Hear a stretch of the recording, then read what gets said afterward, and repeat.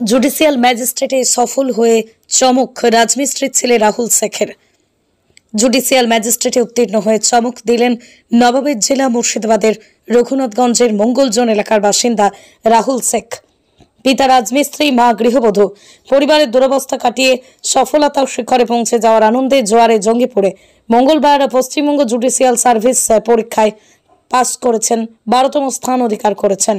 নিতান্তই দারিদ্র পরিবার থেকে উঠে এসে আহিরনের আলিগড় মুসলিম বিশ্ববিদ্যালয় থেকে আইন নিয়ে পড়াশোনা করে রাহুল শেখের এই অসামান্য সাফল্যে গর্বিত মুর্শিদাবাদবাসী।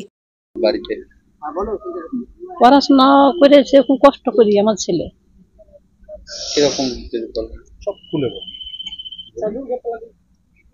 আপনি দেখেছেন সেটাই বলুন।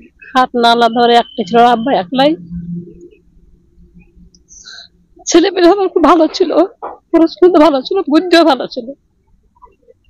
কোনদিন ভেবেছিলেন এত বড় জায়গায়? না, ভাবিনি যে এত দূর ছেলে যাবে, একদম ভাবিনি।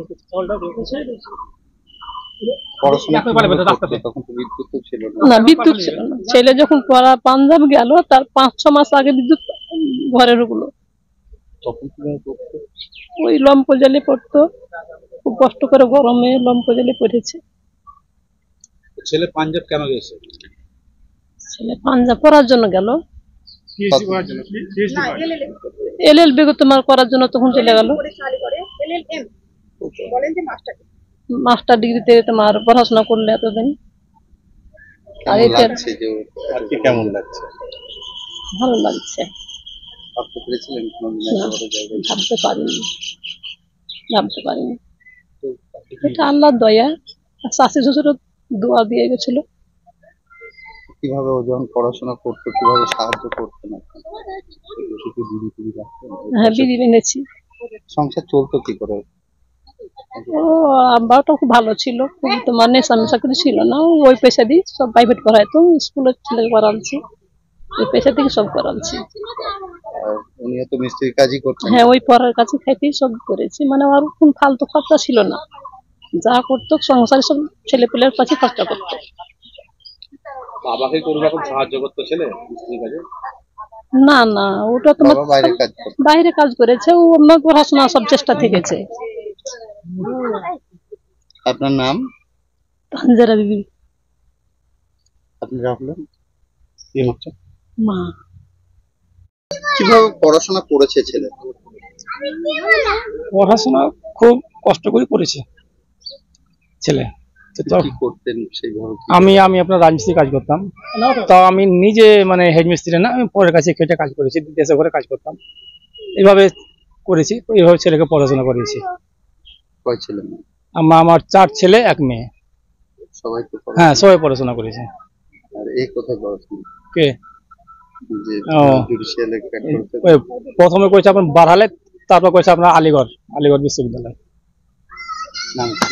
রাহুল শেখ। কতটা কষ্ট করতে হয়েছে পড়াশোনা করতে? খুবই কষ্ট করতে হয়েছে।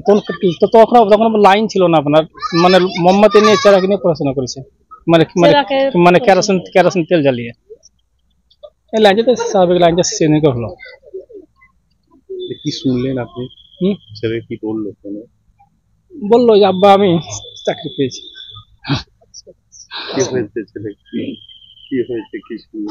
ছেলে বললো যে আমি পাস করেছি। শোনার পরে কেমন লাগে? খুব খুশি হয়েছি। ভাবতে পেরেছিলেন ছেলে এই জায়গায়? ভাবতে পারিনি কোনোদিনই যে আমার ছেলে মানে কত দূর যাবে।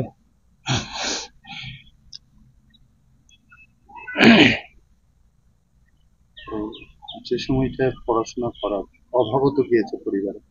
অভাব হয়েছে। সবকটা বাচ্চাকে পড়াশোনা করাতে কতটা অসুবিধা হয়েছে আপনার? খুব অসুবিধা হয়েছে। রোজগার বলতে গেলে কিভাবে এই টানতেন এই 4 ছেলে মেয়ে? কিভাবে?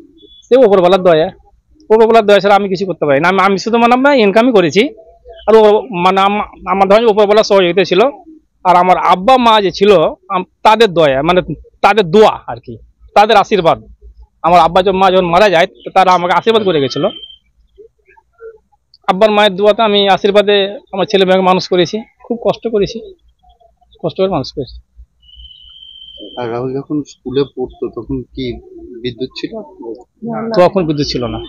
কিভাবে পড়াশোনা? ওই যে লম্পতে করে কেরোসিন জ্বালিয়ে।